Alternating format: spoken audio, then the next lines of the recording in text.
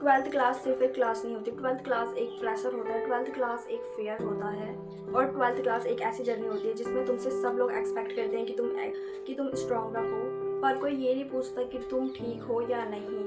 जब मैंने twelfth class start करी थी तो मेरे ऊपर बहुत ज़्यादा प्रेशर था सिलेबस इतना ज़्यादा था, एंड कंपैरिजन काफ़ी ज़्यादा होती थी हमारी क्लास में। हर रोज़ सब बच्चे, मतलब कुछ बच्चे कहते थे मेरा तो इतना सिलेबस हो गया एंड मेरा इतना हो गया, ब्ला ब्ला ब्ला, एंड मैं उन सब की बातों को सुन के बहुत ज़्यादा डिस्कम्फर्ट हो जाती थी। ऐसा लगता था कि इन सब का तो इतना ज़्यादा सिलेबस हो चुका है और मैंने तो अभी तक सिर्फ स्टार्ट ही करा है, और मैं बस एक प्रेशर बन जाता था माइंड में कि मैं एग्ज़ाम तक अपनी प्रिपरेशन कैसे करूँगी। एंड सच बताऊँ तो शुरुआत में मुझे समझ में ही नहीं आता था कि कहाँ से पढ़ना स्टार्ट करूँ एंड कहाँ से सिलेबस स्टार्ट करूँ। टाइम टेबल बनाती थी बट उसे मैं फॉलो नहीं कर पाती थी बिकॉज माइंड में इतना ज़्यादा प्रेशर एंड डिस्कम्फर्ट हो चुका था।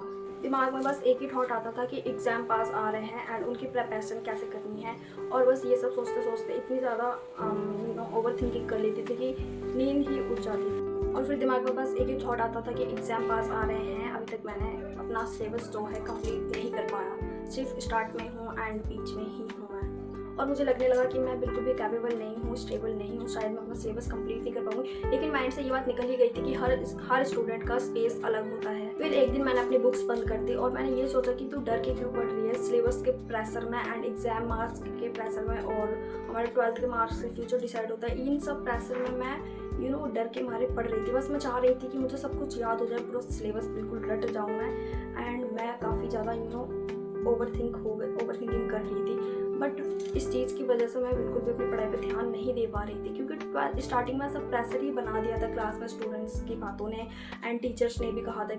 फिर एक दिन मैंने अपनी बुक्स बंद कर दी और मैंने अपने आप से पूछा कि तू डर के पढ़ रही है या फिर तू समझने के लिए पढ़ रही है। मतलब मैंने खुद से क्वेश्चन करा एंड फिर उस दिन मैंने अपनी बुक्स बंद कर दी। एंड उस दिन मुझे रियलाइज़ हुआ कि मैं मार्क्स के प्रेशर में अपना कॉन्फिडेंस खो रही थी। मैं काफ़ी ज़्यादा लो एंड डाउन कॉन्फिडेंस डाल रही थी सिर्फ और सिर्फ मार्क्स के प्रेशर में एंड 12th क्लियर करने के प्रेशर में। और फिर उस दिन मैंने एक डिसीजन लिया कि मैं टॉपर या फिर बहुत अच्छे मार्क्स के प्रेशर में नहीं पढ़ूंगी, मैं सिर्फ कंसिस्टेंटली पढ़ूंगी एंड समझ के पढ़ूंगी, अपने समझने के लिए पढ़ूंगी। और फिर मैंने कंपैरिजन बंद किया एंड अपना पेस एक्सेप्ट किया एंड कुछ दिन बहुत अच्छे गए और कुछ दिन वेस्ट गए, लेकिन वो जो प्रेशर था एंड वो जो ओवर थिंकिंग थी वो हट गई थी एंड मैं काफ़ी ज़्यादा काम माइंड के साथ में अपनी जो है सिलेबस को कंटिन्यू कंसिस्टेंटली कर रही थी। एंड जैसे जैसे एग्जाम पास आने लगे तो एंजाइटी और ज़्यादा बढ़ने लगी, पर मैं रुकी नहीं थी। कभी कॉन्फिडेंस डाउन हो जाता था तो कभी नॉर्मल हो जाती थी मैं, बट मैं अपने काम माइंड के साथ में कंसिस्टेंट थी। हर रोज़ अपना सिलेबस जो है कंटिन्यू कर रही थी मैं। पर एक चीज़ अलग थी, इस बार मैं पैनिक नहीं कर रही थी, मैं इस बार काम माइंड के साथ में अपना जो सिलेबस है कंटिन्यू कर रही थी और बहुत पीसफुली अपनी रिविजन्स को मैं कंटिन्यू कर रही थी। इस बार मैं सिर्फ अपना बेस्ट देने पर फोकस कर रही थी और अपने सिलेबस के साथ में कंसिस्टेंट थी बीच से, बिकॉज स्टार्टिंग में इतना ज़्यादा प्रेशर एंड ओवर थिंकिंग हो गई थी मुझे।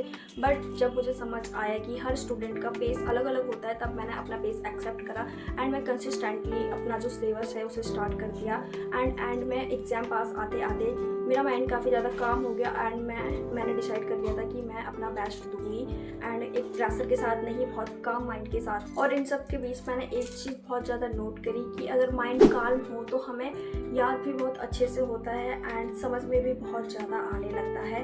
अगर हम एक प्रेशर के साथ में पढ़ते हैं तो हमें बहुत कम समझ में आता है और बिल्कुल भी दिमाग से बाहर ही जाता है। एंड अगर हम बिल्कुल काम माइंड के साथ में एकदम कंसिस्टेंटली भले ही 1 या 2 घंटे हम पढ़ें, लेकिन अगर काम माइंड के साथ में हम पढ़ेंगे तो याद बहुत अच्छे से होता है। एंड ये मेरा पर्सनल एक्सपीरियंस है। एंड एग्ज़ाम वाले दिन दिल बहुत तेज धड़क रहा था और ऐसा लग रहा था कि अब मतलब एग्ज़ाम पास आ गए तो कैसे होगा, क्या होगा, आई डोंट नो व्हाट। और फिर दोबारा मैं थोड़ी सी शांत हुई एंड मैंने एक डीप ब्रीथ ली और मैंने अपने माइंड में कहा कि बस जो पढ़ा है वही लिखना है। एंड देन आई रियलाइज कि पेपर इजी या टफ नहीं होता, पेपर सिर्फ एक पेपर होता है। हमारा जो डर होता है ना, हमारा डर उसे बहुत ज़्यादा टफ बना देता है। एंड गाइस, अगर तुम 12th बोर्ड की तैयारी कर रहे हो और अगर तुम्हें लग रहा है कि तुम अकेले हो तो सुन लो, तुम अकेले नहीं हो। डर नॉर्मल है, कन्फ्यूज़न नॉर्मल है एंड ब्रेक लेना भी नॉर्मल है। एंड हाँ गाइस, मार्क्स इम्पॉर्टेंट है बट उससे ज़्यादा इम्पॉर्टेंट है तुम्हारी मेंटल हेल्थ। तो बहुत ज़्यादा प्रेशर के साथ में अपनी कोई भी क्लास की तैयारी मत करना, एकदम काम माइंड के साथ में करना एंड कंसिस्टेंटली रहोगे तो तुम्हें खुद ब खुद सब कुछ समझ में आने लगेगा एंड बहुत ईजी लगने लगेगा। And guys, 12th board exam तुम्हारी लाइफ का एंड नहीं है, ये सिर्फ एक फेज़ है जिसे आपको बहुत ही काम माइंड के साथ में एक्सेप्ट करना है एंड बिल्कुल बिना डरे घबराए आपको इससे क्लियर करना है, पास करना है। एंड गाइस, तुम्हारा फ्यूचर सिर्फ एक रिजल्ट से डिसाइड नहीं होता, डिफाइंड नहीं होता।